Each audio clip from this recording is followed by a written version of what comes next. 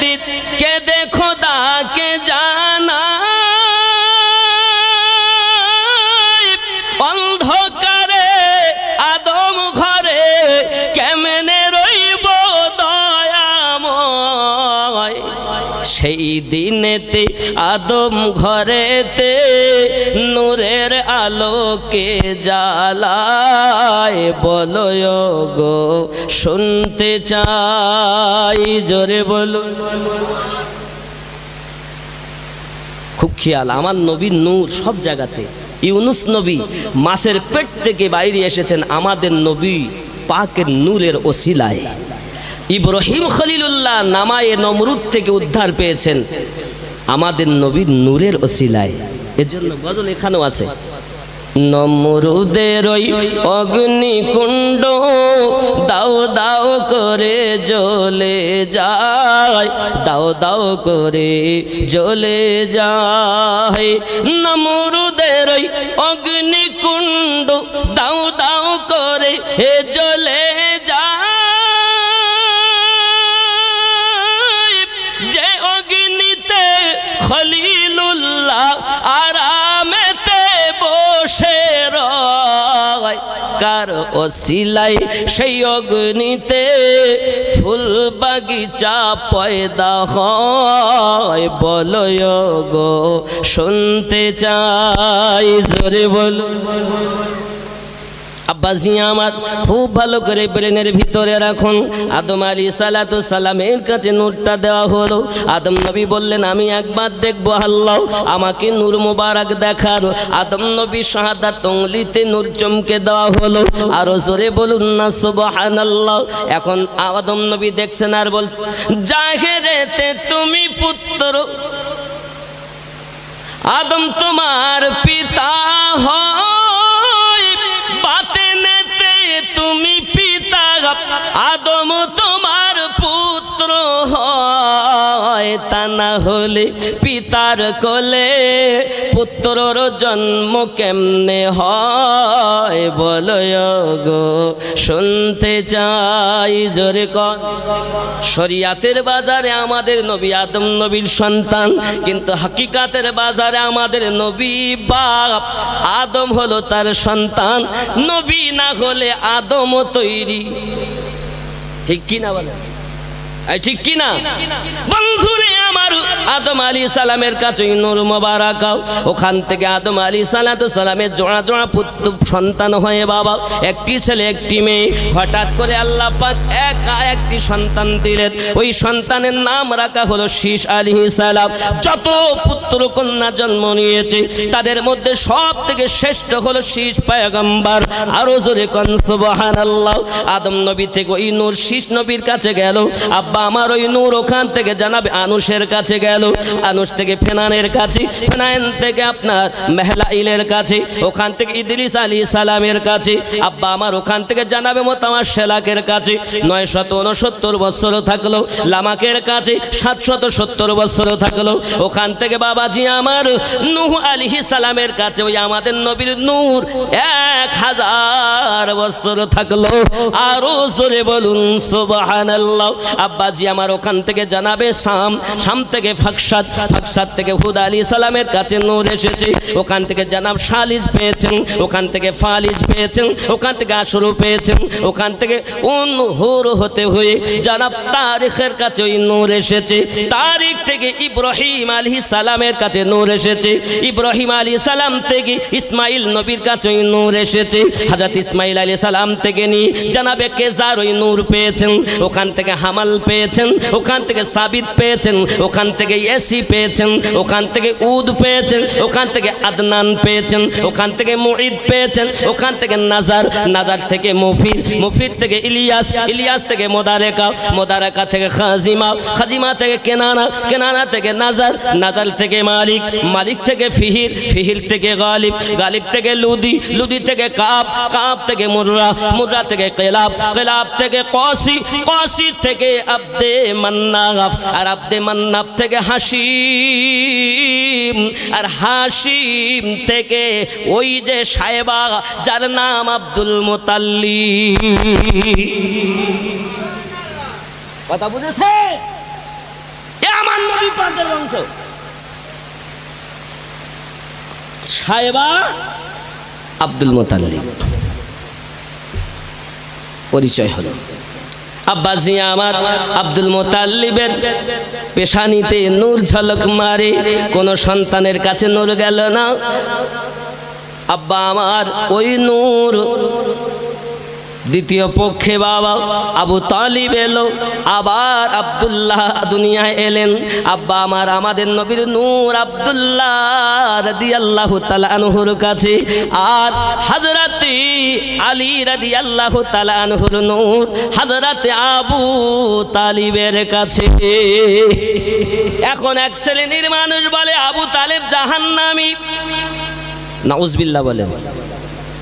এ সোনামানি, যাদের ঘর থেকে ইসলাম দুনিয়ায় প্রচার হয়েছে তাদেরকে জাহান্নামী বলতেছে, এরা আবার সুন্নি বলে দাবি করে। বাবা আমি আমিনউদ্দিন বলছি, ইমানে আবু তালেবকে ভালো করে দেখো।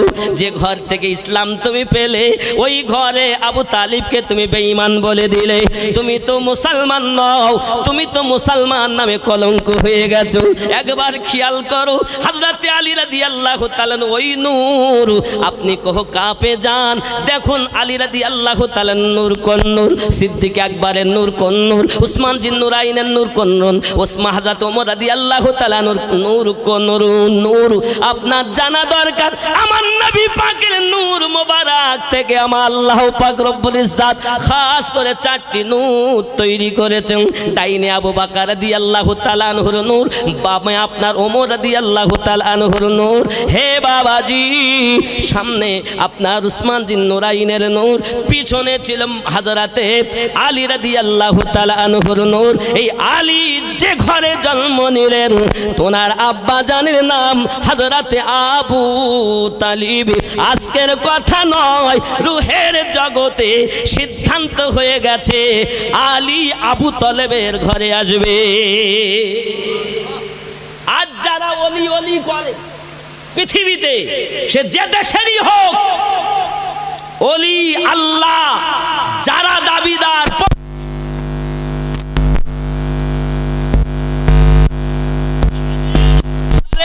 আলী কারামাল্লাহ ওয়াজহুল কারীম এসেছেন, তার বাপকে আজ কাফের বলতেছে, মুসলমান।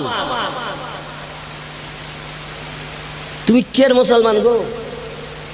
তুমি তো ওই মুসলমান বলে মনে হয় যারা হুসাইন পাককে কারবালায় শহীদ করেছে, আবার শহীদ করার পরে ওই দেহের সম্মুখে তারা জামাত করে আসরের নামাজ পড়েছে। আগে ভালো করে জানো, তারপরে বলো, তারপরে মানো, কারণ তোমার জানা ও মানার মধ্যে অনেক অসুবিধা। তাহলে এক কথায় বুঝুন, ইমানে আবু তালিব, হযরতে আবু তালিব রাদিয়াল্লাহু তাআলা ইমানদার। এমন কি এক শ্রেণীর লোক এও বলতেছে আমাদের নবী পাকের আব্বা মাও জাহান্নামী, নাউজুবিল্লাহ বলেন। এ বলছে না, আপনি নেট খুলে দেখেন, ওনার বাপ মাকে পর্যন্ত বলতেছে ওরা মুসলমান নয়। লা হাওলা ওয়ালা কুওয়াতা ইল্লা বিল্লাহ। আমার নবী পাকের আব্বা মা জান, কারণ কি বলতেছে, আমাদের 21 জন বড় বড় গাদ্দার মৌলবি জান্নাতুল বাকিতে শুয়ে আছে, 21 জন, তারা সব জান্নাতে যাবে, আর আমার নবীর আব্বা মা জান্নাতে যাচ্ছে না। লা হাওলা ওয়ালা কুওয়াতা ইল্লা বিল্লাহ। ये মুসলমান অবস্থা দেখেন। আমার নবী পাকের বাপ মাকে বেঈমান বলে, হযরতে আলী রাদিয়াল্লাহু তাআলার পিতা তাকে পর্যন্ত বেঈমান বলে, বলে ও জান্নাতে যাবে না, ওর ইমানের ত্রুটি আছে, ও ইমান নেই, আসেনি। আর আল্লাহ পাকের নবী স্বয়ং জানাচ্ছেন যে আল্লাহ পাক রব্বুল ইজ্জত ইসলাম পবিত্র ঘরে দিয়েছেন। খেয়াল করুন, ইব্রাহিম নবীর আব্বা জানের নাম কি? আজর নয়, তারিক। ধোঁকা খেয়েছেন আপনি আজর বলে। যদি বলেন তাহলে এখনই আমি আপনাকে বলি আজর এবং তারিখের বিষয় আপনার কি? হে বাবা, কারণ আজর হলো মূর্তি পূজারী, আর তারিখ হলো ইসলামের এক ওয়াহদাহুল শরীককে মাননেওয়ালা, এবং সে কখনো মূর্তি তৈরি করিনি, পূজাও করিনি। সমাজের মধ্যে গণ্যমান্য ব্যক্তি, খুব দানশীল ব্যক্তি ছিলেন। ইব্রাহিম আলাইহিস সালামের আব্বার নাম আজর নয়, আমি আমিনউদ্দিন চ্যালেঞ্জ করে বলি তার বাপের নাম তারিখ। চিৎকার মেরে কোন সুবহানাল্লাহ।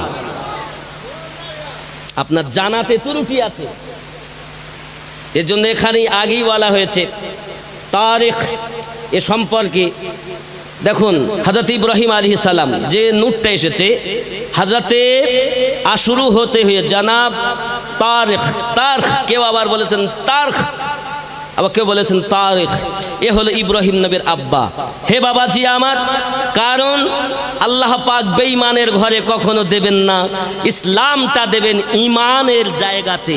হতে পারে আজর তাকে লালন পালন করেছে, ছিল সে সুন্দর মূর্তি বানাতে পারত, কথা বুঝেছেন, কিন্তু ওনার বাপ হলো তারিখ, যিনি ওয়াহদাহুল শরীকে মাননেওয়ালা এবং সমাজের মধ্যে বড় গণ্যমান্য ব্যক্তি, নেককার ব্যক্তি, সকলের কাছে সুপরিচিত ব্যক্তি। আরো জোরে বলুন সুবহানাল্লাহ। ঠিক তদরূপ ধোঁকা খেয়েছে হযরতে আবু তালিব রাদিয়াল্লাহু তাআলা ঈমানে এসে, কথা বুঝেছেন, এরকম ধোঁকা খেয়েছে।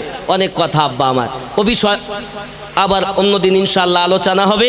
আজ চলুন আমার নবী দোজাহা সাল্লাল্লাহু আলাইহি ওয়াসাল্লাম পৃথিবীর জমিনে আসছেন। এখন বাবা আমার আব্দুল মুতাল্লিব থেকে ওই নূর চলক মারে হযরতে আব্দুল্লাহ রাদিয়াল্লাহু তাআলা আনহুর পেশানিতে গীতাতে লেখা আছে, কলকি অবতার হয়ে শেষ জামানার পয়গম্বর হয়ে দুনিয়ার জমিনে আগমন করবেন। তার সম্পর্কে বলা হয় শ্রীকলখের 12 তারিখে উষাকালে আগমন করবেন যিনি কলকি অবতার। তার পিতার নাম বিষ্ণু যশা, মায়ের নাম সুমতি। রাবাহুল গীতা কলকি অবতার মানে এই কলকি জগতের সর্বশ্রেষ্ঠ মহামানব হয়ে উষাকালে মানে শুভে সাদেকে আগমন করবেন যিনি, তার বাপের নাম বিষ্ণু যশা। বিষ্ণু মানে প্রভু, যশা মানে দাস। গীতার ভাষায় বিষ্ণু মানে প্রভু, যশা মানে দাস। যে হবে প্রভুর দাস সেই হবে জগৎগুরুর পিতা। আরবিতে নাম হলো আব্দুল্লাহ, যার বাংলা মানে আল্লাহর দাস। মায়ের নাম সুমতি হবে, সু মানে সুন্দর, মতি মানে মন। যার মন হবে সুন্দর সে হবে জগৎগুরুর মাতা। আরবিতে নাম হলো আমিনা, যার বাংলা মানে সুন্দর মন। আরো জোরে বলুন না সুবহানাল্লাহ। এই সোনা মানিকেরা, আমার নবী পাকের আব্বা জানের নাম, আমার নবী পাকের আম্মা জানের নাম। আমার নবী কেমন হবে, তার চেহারা কেমন হবে, তার জুলফে কেমন হবে, তার চোখ কেমন হবে, তার আপনার হাত কেমন হবে, তার আপনার কিনা বডি কেমন হবে, প্রত্যেকটি বিষয় তওরাতে লেখা ছিল, জব্বুরে লেখা ছিল, ইনজিলে লেখা ছিল। সমস্ত নবীগণ বাশারাত দিয়ে গেছেন। এই সোনা মানিকেরা আগিয়ে চলুন না কেন, আমার আপনার নবী ওই নবী যে নবীর ওসিলাতে তামাম নবীগণ ইসলাম প্রচার করেছেন। আপনি হয়তো বলবেন আমিনউদ্দিন ভাই তাই কি কখনো সম্ভব? আমি বলি আপনার একটু বিবেকটাকে খুলুন আর ওই পোকা বার করে একটু সুন্নি আকীদা নিয়ে মোহাব্বত নিয়ে চিন্তা করুন। আল্লাহ পাক আল্লাহ তাআলা পৃথিবীর জমিনে প্রথম যখন মানুষ বানিয়েছেন আদম নবীকে বানিয়েছেন। আদম নবীর উম্মতেরা পৃথিবীর জমিনে কলেমা পড়তেন লা ইলাহা ইল্লাল্লাহ আদম সফিউল্লাহ, ঠিক কি না?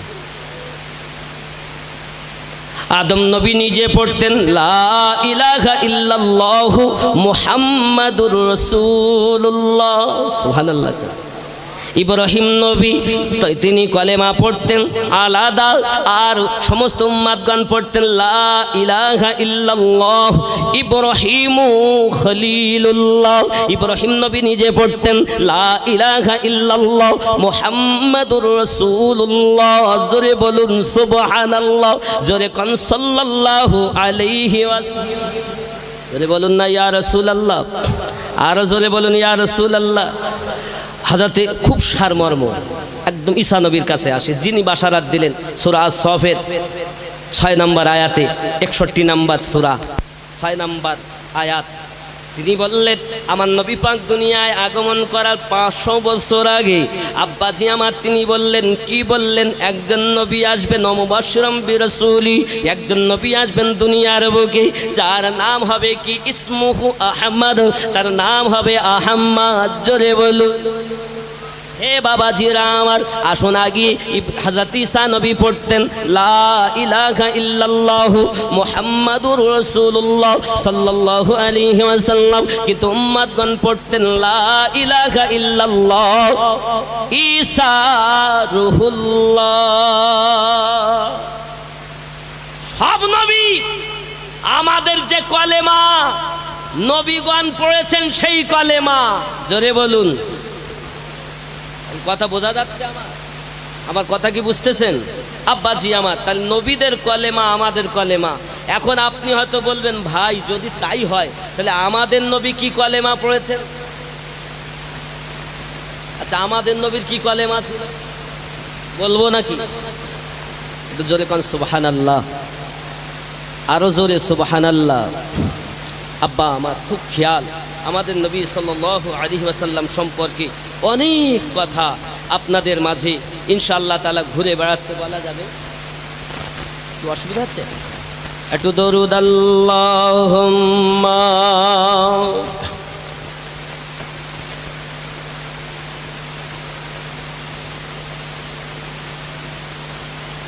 ওয়া আলা আলি সাইয়্যিদিনা। আব্বাজি আমার সোনা মানিকের খুব খেয়াল, আমার আপনার নবী সাল্লাল্লাহু আলাইহি ওয়াসাল্লাম সম্পর্কে অনেক কথাই না বলা হয়েছে। আব্বাজি আমার নবী পাকের সম্পর্কে আল্লাহ নিজেই বলেন ওয়া রাফা'না লাকা যিকরাক, मैंने आपकी जिक्र को बुलंद किया है। আমার নবীর শান মান বেশি করেছেন কে? তাহলে আমাদের নবীর কলেমা কি? নাকি সব নবীগণ আমাদের নবীর কলেমা পড়েছেন, উম্মাতেরা আলাদা আলাদা পড়েছেন। তাহলে আমাদের নবী তিনি কি কলেমা পড়েছেন? উনি পড়তেন লা ইলাহা ইল্লাল্লাহু ইন্নী রাসূলুল্লাহ, আমি সাক্ষী দেই আল্লাহ ছাড়া কোনো মাবুদ নাই, নিশ্চয় আমি আল্লাহ পাকের রাসূল। এটা আমাদের নবীর কলেমা ছিল। যে কলেমা সব নবীদের, সেই কলেমা শেষ জামানার উম্মতের, ঠিক কি না? আমাদের মর্তবা কত বেশি? বেশি না কম? আমাদের মর্তবা বেশি না? আপনারা অনেক আলেমের মুখে শুনেছেন যে শেষ জামানার উম্মাতেরও দাম বেশি, শেষ জামানার নবী ও সমস্ত নবীর থেকে শ্রেষ্ঠ, উম্মাতও শ্রেষ্ঠ, ঠিক কি না? ঠিক কি না? শোনেননি নাকি? হয়তো আমল কম আছে আপনার, কিন্তু আমরা শ্রেষ্ঠ এটা তো জানেন নাকি? আব্বাসি আমার সোনা মানিকের, এমনি করে দেখা যায় পৃথিবীর জমিনে হযরত আব্দুল মুতাল্লিব রাদিয়াল্লাহু তাআলা আনহু পৃথিবীর জমিনে সম্মানিত ব্যক্তি, কাবার মুতাওয়াল্লি। হঠাৎ খেয়াল করুন, এখন আমার নবী পাক সাল্লাল্লাহু আলাইহি ওয়াসাল্লামের আব্বা যাও পৃথিবীর জমিনে আপনার কিনা আসেননি বাবা। খেয়াল করুন, হঠাৎ একদিন আব্দুল মুতাল্লিব স্বপ্ন দেখতেছেন, ও আব্দুল মুতাল্লিব তুমি এক কাজ করো। কি করবে? তুমি জমজম উদিত করো। জমজম বলতে ইব্রাহিম নবীর বেটা ইসমাইল আলাইহিস সালামের পায়ের নিচে থেকে যে আবে জমজম মা হাজেরা জমা করে দিয়েছিলেন, জমজম, রুক রুক, ঠেহের ঠেহের, এই জমজম বন্ধ হয়ে গিয়েছিল। মক্কার মানুষ সমস্ত যুদ্ধ ঝামেলা করে ময়লা আবর্জনা ফেলে এই কূপটাকে বন্ধ করে দিয়েছিল। কথা বুঝেছেন? এই বন্ধ ছিল।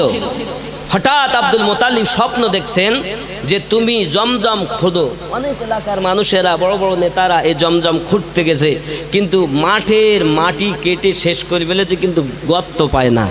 আব্দুল মোতালিব স্বপ্ন দেখছেন। হঠাৎ একদিন উনি স্বপ্ন দেখছেন যে ওগো আব্দুল মোতালিব, চলে যাও ময়দানে, দেখবে দুটি মূর্তি আছে, একটি বড় একটি ছোট।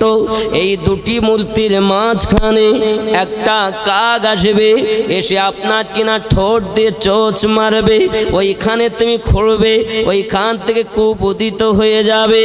জেনে রাখবে ও আব্দুল মোতালিব, তুমি যাও, আগিয়ে যাও। তিনবার স্বপ্ন দেখে সকালবেলা উঠে তার বেটা হারিসকে ডাক দেয়, বেটা হারিস। সুবহানাল্লাহ। বেটা হারিস, জি আব্বু চলেন, চলো যাই, কুয়া খুঁড়তে যাই, জমজম খুঁড়তে। সবাই কেউ পেল না, আরে পাওয়া যাবে, চল না। বাপের সাথে বেটা যায়, গিয়ে সেই নিশানা অনুযায়ী দেখে বড় মূর্তিটার পাশে আব্বাজি আমার একটা কাক এসেছে, এসে ঠোঁট মারতেছে। উনি ওইখানে খুঁড়লেন আর দেখে কাঠকুটো ময়লা আবর্জনা বেরিয়ে আসছে। বেরিয়ে আসতে আসতে দেখলেন একটা মূর্তি, মানে হরিণ। আরে হরিণটা পুরো সোনার ছিল। সুবহানাল্লাহ। এখন যেই কূপ বেরিয়ে গেল আর ওইটাকে যেই তুলেছে, সঙ্গে সঙ্গে পানি উভলাতে লেগেছে। সুবহানাল্লাহ বলে। এইবার মক্কা নগরে সব আনন্দে আত্মহারা, কূপ বেরিয়ে গেছে, কূপ বেরিয়ে গেছে, জমজম বেরিয়ে গেছে। আরো জোরে বলুন, কুয়া বেরিয়ে গেছে। কুয়া পেয়ে তো সবাই আনন্দ। এখন সম্মানিত ব্যক্তি সবাই কোলে কোলে নিয়ে, কাড়ে করে নিয়ে সম্মানিত ব্যক্তি, একই খানায় কাবার মোতাওয়াল্লি, আরো সম্মানেতে তিনি আরো সম্মান পেলেন মানুষের নজরে। জোরে বলুন সুবহানাল্লাহ। একদিন স্বপ্ন দেখছে, পৃথিবীর কিছু বলবো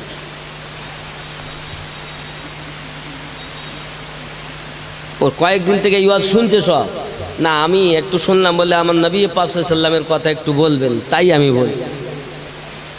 জি, পর্দা, পর্দা তো সব গোপাল জর্দা করে ফেলেছে। পর্দার আছে, হ্যাঁ বাবাজি আমার, ইনশাআল্লাহ তাআলা যদি তাই হয় আমি ইনশাআল্লাহ চেঞ্জ করব। একটু মুহাব্বতে দরুদ আল্লাহুম্মা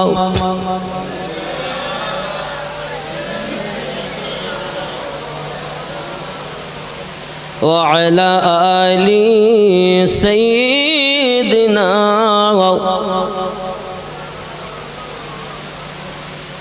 صلوا على محمد صلوا على محمد हर दम ज़बान से निकालो पाक नामे मोहम्मद, हर दम ज़बान से निकालो शफ़ीअना मोहम्मद।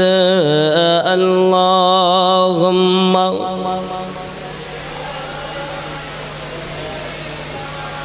मौलाना मुहम्मद व अला आलि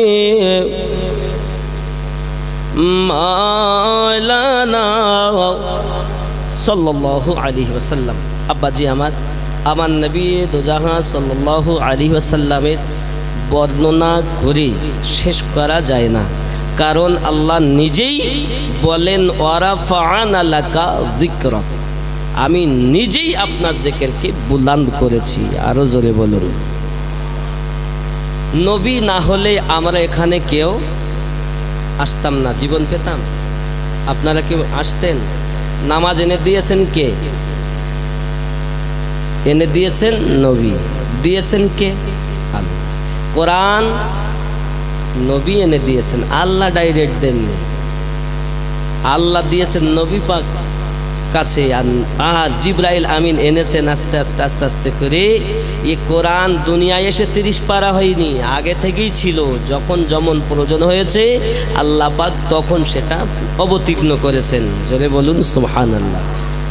তাহলে এই আমরা জানলাম যে না, আগে থেকে আল্লাহ পাকের কাছে কোরআন শরীফ জমা।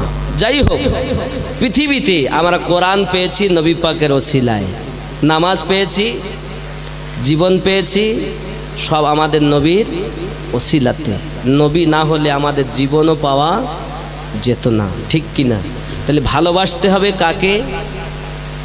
কথা বলেন, নবীর ভালোবাসাই আল্লাহর ভালোবাসা, নবীর পায়রবি আল্লাহর পায়রবি। জোরে বলে, আল্লাহ এবং আল্লাহ রসুলকে যারা মানলো তারা ইমানদার হলো, ঠিক কিনা? তাহলে পাঞ্জে গানা নামাজি হবে তারা, নবীওয়ালা যারা। কথা বোঝা যায়?